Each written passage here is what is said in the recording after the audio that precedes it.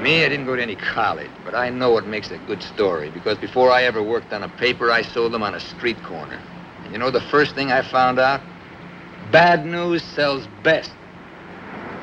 Because good news is no news. Better get some gas. We seem to be hearing a lot of sentimental, high-minded talk about newspapers these days, maybe because they're on the verge of extinction. They're the oxygen of democracy. They perform a high and noble civic function. But there's a cynical, more jaundiced view on display in Billy Wilder's great film, Ace in the Hole. Now, isn't that something?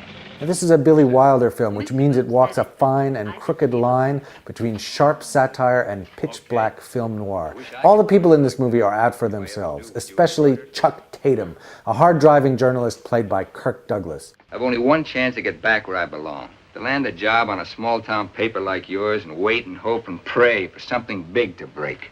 Something I can latch onto. Tatum finds his big scoop in an unlikely place, a mountain somewhere in New Mexico, where a guy named Leo has gone hunting for Indian treasure to sell at his roadside stand and gotten himself buried. Everybody wants to see how you look. And I'm going to write a story. They want to know all about you. They'll be pulling for you. How do you like that? Me in a paper.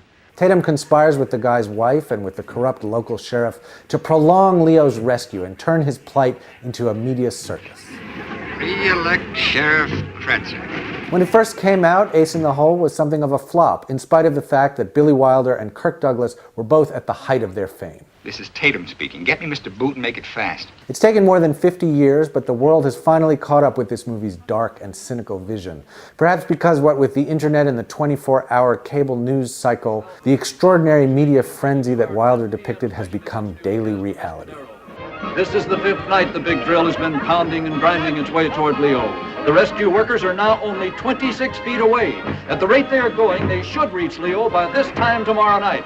So after 129 hours of being buried alive, at last freedom seems in sight. But this movie cuts even deeper and seems almost chillingly up to date. It's not just about how the media takes trivial events and blows them out of proportion. It's more about how some journalists, as we've seen in recent cases like Jessica Lynch, Joe the Plumber, the Tea Party protests, distort, falsify, stage manage real events. Ace in the Hole is about someone whose job it is to uncover the truth, to tell the truth, but who chooses instead to bury the truth.